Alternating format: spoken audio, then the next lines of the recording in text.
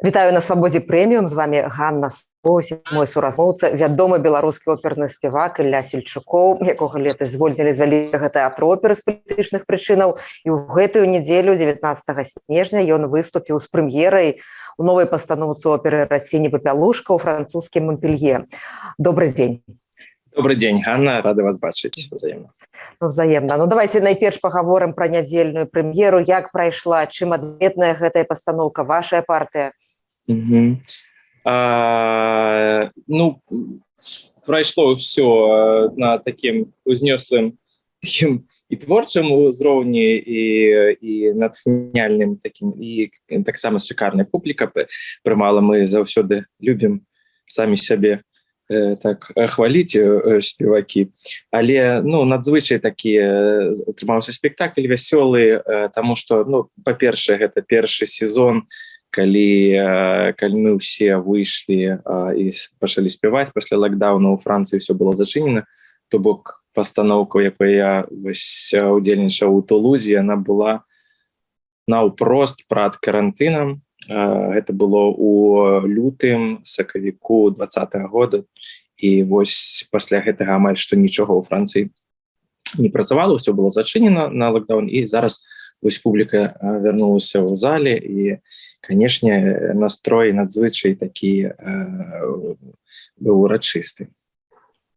І солдаты патэлефанавалі нашы беларусы, адразу тут выйшлі на сувязь праз соцсеткі, дзе там мы пазналіся, што вы будете выступаць, мы беларусы Монпелье, будзем шукаем білецікі, зараз квіткі не можам знайсці, ці можаце вы нам дапамагчы ў гэтым. І, канешне, знайшлі выйсце з гэтай сітуацыі, і вось таксама і наша суполка тут беларуская была на гэтай прэм'еры. Ці надоўга вы на французскай сцэне? Так, раскажыце, якім чынам былі запрошаныя сюды? Ці гэта адная опера, ці будуць яшчэ? Гэта не першая моя праца. Як у нас тут машины лётаюць.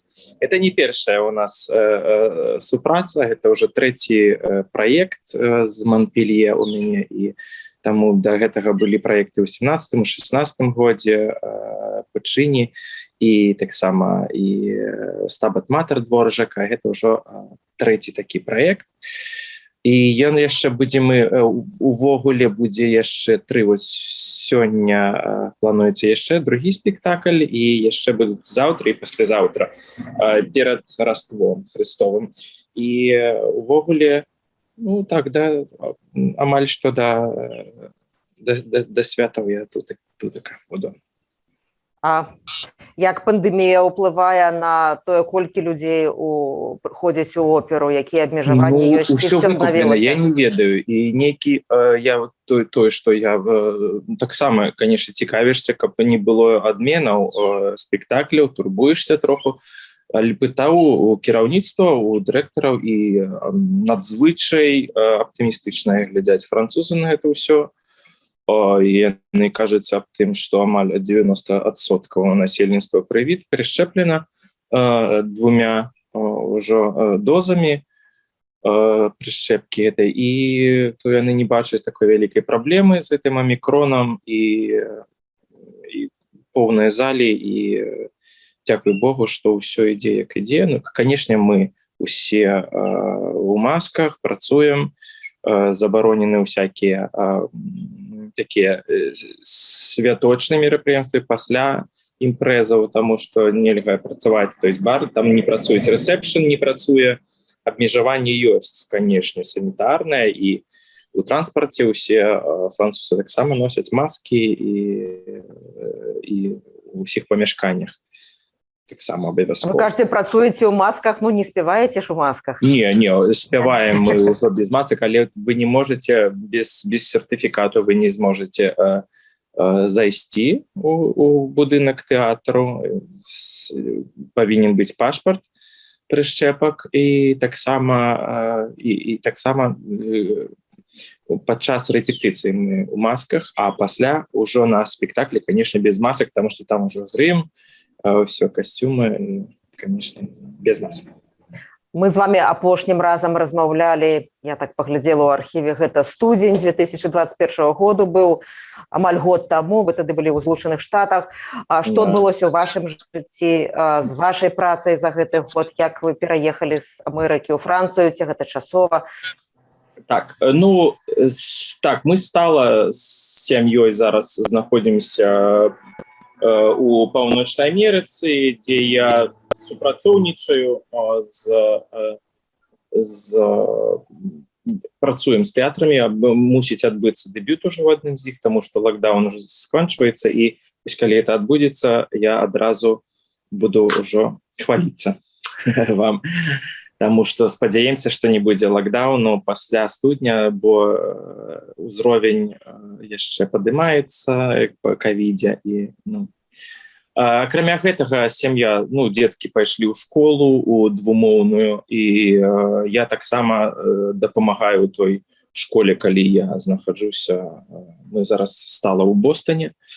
Калі я знаходжуся ў Бостоне, таксама супрацоўнічаем, ладзім майстар-класы з дзеткамі по акадэмічнаму спеву, таксама по акторскаму майстэрству і гэтак далей. І акрамя гэтага, то, што натхняе надзвычай, гэта супраца з нашымі суполкамі у Амерыцы, дужа актыўныя, і проста я ганаруся такімі людзьмі, знаёмствам з ім, быць з ним суайчыннікамі, таму што так шмат яны робяць для падтрымкі нашай супольнасці і беларусаў у Беларусі, і ўсіх рэпрэсаваных, і гэтак далей, і асабіста ў творчым плане, таму што ось мы пачалі рабіць з моей сяброўкай, аднакласніцай, так з выбітным музыкам, піяністам Тацянай Лойшай, мы пачалі успомнілі наш праект 400-годдзі беларускай вакальнай традыцыі, які мы ладзілі да аднаго з Віктарам Івановичам Скарбагатавым і беларускай капэлай. Мы рабілі гэта для аднаго з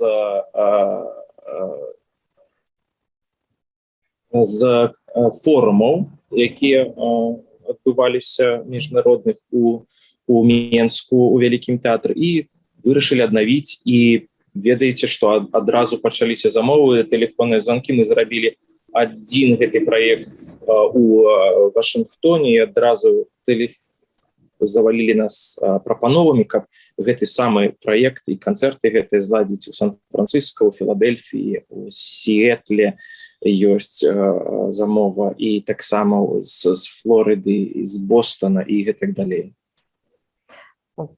По вялікім рахунку можна сказаць, што музыка, спевак — гэта і чалавек свету, правда, чалавек сусвету, што не так важна, дзе цяперашняе знаходжанне, асабліва цяпер у такой сітуацыі беларускай, калі многія творчыя людзі раскіданыя па свеце. Так, вы можаце рабіць гэту справу для Беларусі, ну, фактычна ў любым месцы свету, так? Так, ты проста робіш тое, што любіш, і тое, што не можаш не рабіць, і гэта прыносіць асалоду, і я бачу, які ад гэтага, ну, што ёсць сэнс у гэтым усім. І вынікі гэтага бачныя, усмешка людзей, узнёслы настрой, і часам слёзы, калі разам успяваем там Купалінку, калі спяваем разам іншыя беларускія песні, там Зорку Венеру, калі з людцамі спяваеш за десяткі тысяч кіламетраў ад роднай хаты, то, конечно, гэта уражвае, і, ну, сэрца гэтага так уміляецца. Я глядзела ваш кліп «Воўкі», ён вельмі папулярны, больш за 1 мільён праглядаў, такая трывожная, драматычная песня, трывожны відэашэраг. У многім ёсць асацыяцыі з падзеямі ў Беларусі. Чаму вы па-расейску гэта спелі? Чаму не па-беларуску? Чым выбар мовы быў прадыктаваны? Пашырэннем аўдыторыі іншай, можа? Адказ дужа просты, ніякай стратэгіі ў гэтым не было. Мне прапанаваў мой сябра, паэт Казімір Машкалас, гэты тэкст, і ён так мяне закрануў гэта тэма, і такі образ з ваўкамі звязаны, які шмат у якіх сэнсах, такіх архетыпах і гэтак далей, ён дакранаецца таксама і спадчына Беларусі, гэтых працэсаў, які адбываюцца, міфалогіі беларускай, спрыняцця нашага свету. І я палічу, што цудоўны тэкст, каб папрацаваць з ім над песняй. Мы замовілі апрацоўку і замовілі працу кампазітара аднаго з маскоўскіх, і атрымаўся такая песня. Таму пераклада не было, быў арыгінал тэксту на расійскай мове, таму і песня такая, якая кажа пра падзеі, которые актуальны для ўсіх у нас, всіх. Мы з вами год таму гаварылі пра тое, як ствараліся кліпы. Мова, магутны Божа, многія беларусы чакаюць вот такіх эпічных кампазіцый ад вас. Што ў планах? Ёсць задумкі і ў працы. І спадзяемся, што ўжо ў наступным годзе, 22-м, яшчэ будуць рэлізы, і таму просім пачакаць троху. І, канешне, карыстаючыся такой магчымасцю, хачу заахвоціць усіх там падпісвацца таксама, каб сачыць за навінамі. Падпісвайцеся, ў Ютубе ёсць каналы і мае, і ў соцсетках, каб сачыць за навінамі і за абвесткамі, бо шмат, ёсць некалькі праектаў, которые зараз у працы. Скажите, калі ласка, я не могу вас не запытацца, як вы ацэньваеце пра то, што цяпер адбываецца ў Беларусі ў сферы культуры, ў сферы вашай сферы, оперы, класічная музыка, што там адбываецца. Многія музыкі звольненыя, многія, як вы, вымушаны з'ехаць. Цяпер працягваюцца звальненні і патэнцыйныя ад'езды будуць музыкаў у тэатрах, у філармоніях, прыходзяць спісы людзей са спецслужбаў на звальненне. Як вы ацэньваеце сітуацыю? Канешне, я ацэньваю адмоўна, выключна адмоўна, і гэта жахі, што творацца з культурай. Я гэта расцэньваю болей як свядомы генацыд беларускай культуры, і не толькі культуры. Эмацыйна я не бачу сэнсу аб гэтым размаўляць у эмацыйным тоне. Канешне, я не лічу, што гэта нас здзіўляе, вас і мяне, што гэта адбываецца. На жаль, гэта той трэк, на які стала ўлада ў Беларусі. Канешне, мяне гэта непакоіць. Але я бачу, што змены ў грамадстве глубінныя, яны ўжо адбыліся, і гэта толькі час, патрабуецца час для таго, каб яны сталі відавочнымі.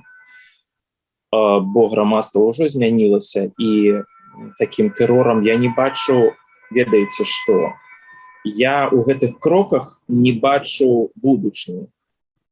То есть, па-іншаму кажучы, а што далей? Мы зачынім тэатры, мы зачынім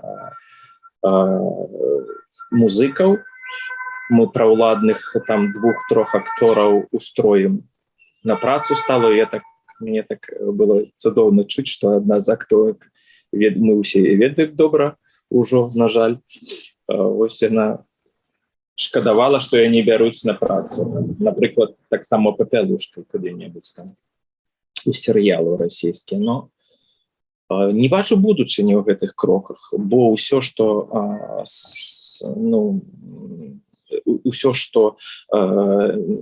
накіравана на такі на рэгрэс, на рэпрэсіі, яно не мае будучыні, таму што жыццё патрабуе рашэнняў, якія б спрыялі нейкаму развіццю і дыялогу, які немагчымы зараз з пазіцыі з адной стороны бакоў, якія накіраваны на рэпрэсіі. Канешне, будучыня за свабоднай Беларусю, я ўпэўнены, у мяне няма такой, ведаеце, скрухі, самоты, ўсё, ніколі там нічога не будзе. І мой асабісты такі унутраны і прагноз такі, як вывучаю такія працэсы, чытаеш крытыку, чытаеш кнігі. Я лічу, што цягам наступнага году да зімы адбудуцца такія тэктанічныя ўжо змены, відавочныя і ў нашым грамадстве.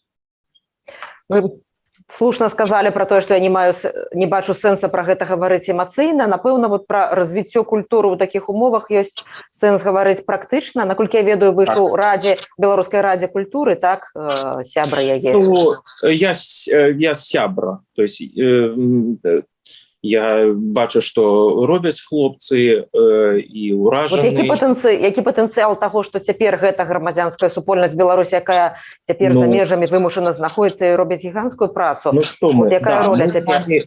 назіраем зараз такі працэс, які зараз невідавочны для нас. Пройдзе некалькі гадоў, мы ўсвядомім, што гэта працэс такой важнасці, што раней зусім не было асяродкаў беларускай культуры нацыянальнай. Не тое, што ў свеце, але у нас у саміх, разумееце? Зараз мы назіраем тое, што культурныя асяроддзі, культурныя суполкі і ДНК, як кажуць беларускі, назіраецца паўсюль у свеце. І мы бачым, што гэта ўсё вынік таго, што адбываецца працэсаў унутры Беларусі. І гэта адказ грамадскай супольнасці і такога ўзроўню гэтага, мы усе чакалі, што ўсё, там месяц-два, і ўсё перастануць выходзіць на вуліцы, там перастануць высылаць там нейкія там пісьмы вязням і гэтак далей. Ужо другі год ідзе, але гэты працэс толькі набірае ход. І я ўпэўнены, што за гэтым будучыня, і тое, што складаецца зараз ДНК нацыі ўжо асэнсаваны. Мы атрымалі сваіх, нацыя атрымала, на жаль, такім дарагім коштам крыві сваіх, як кажуць, мучанікаў, якія сталі такім, нябеснай вартай Беларусі. І гэта незваротны працэс. І тое, што вы можаце зруйноўваць гэтыя мемарыялы, але калі у галовах людзей і імёны Віхора, Бондарэнкі, Тарайкоўскага і астатніх, яны ўжо засталіся ў памяці народа. І гэта пытанне часу, што замест плошчы Прытыцкага, дзе я нарадзіўся, у доме номер 38, будзе плошча Тарайкоўскага. Іля, мы размаўляем напярэдадні калядаў, это вялікае свята для вас, як для верніка, і наперадзе таксама Новы год. З якімі думкамі, з якімі пажаданнямі, з якімі пачуццямі вы уваходзіце ў гэтыя святы, і што вы пажадаеце сабе, краіне, сваёй сям'і ў Новым годзе? Так, я хацеў бы пажадаць беларусам, маім суайчыннікам, не губляць надзеі. Таму што свята нараджэння Господа і збаўцы нашага Ісуса Хрыста — гэта свята надзеі. Зорка запалілася на небе і асвяціла нас, дала нам будучыню і надзею. І я ўпэўнены ў тым, што светлая будучыня чакае Беларусь. Што трэба рабіць? Трэба не губляць надзеі, трэба замест таго, каб канцэнтравацца на сваіх асабістых нейкіх там, ведаеце, праблемах на сваёй скрусе, трэба аказваць магчымую дапамогу тым, каму яшчэ горш, чым вам. Гэта дасць сілаў, каб усё вытрымаць. І другое, трэба назапашваць, канешне, па-руску кажучы, опыт. Каб тыя веды, тыя тое, што мы зараз пра што праходзім і за мяжой Беларусі, па-за межамі Беларусі і ўнутры Беларусі, каб гэта было асэнсавана і мела свае плады, як будзе па-беларуску, я ўжо забыўся. Это слово. Так, fruits. Мела свой вынік. Так, да, мела свае вынікі ў будучыні. Таму што мы прайшлі шмат чаго у прошлым, у гісторыі, і яно дагэтуль яшчэ ўздзейнічае на нас, бо не было асэнсавання таго, што прайшло. наприклад, працэсы і тая шкода, што была нанесена камунізмам Беларусі, і тыя дагэтуль наступствы, якія нясе Беларусь, я асабіста гэта ўсё звязваю з гэтым з праклёнам камунізму, якім трэба зрабіць нейкія высновы ўжо, разумееце? І таксама тое, што зараз адбываецца, каб трэба аб'яднаць грамадства пасля вот таго, што прайшло, і каб ісці ўжо з асэнсаваннем, што гэта мы не можам сабе дазволіць, каб зноўку адбывалася такое ў Беларусі. У Беларусі будучыні такога немагчыма. Таму надзеі жадаю вам, любві, і ўсё будзе добра, дарагія мои любімыя беларусы. Дзякуй вялікі. Гэта быў беларускі оперны спевак Ілля Сельчукоў. Усяго найлепшага. Всяго найлепшага. Побачэння.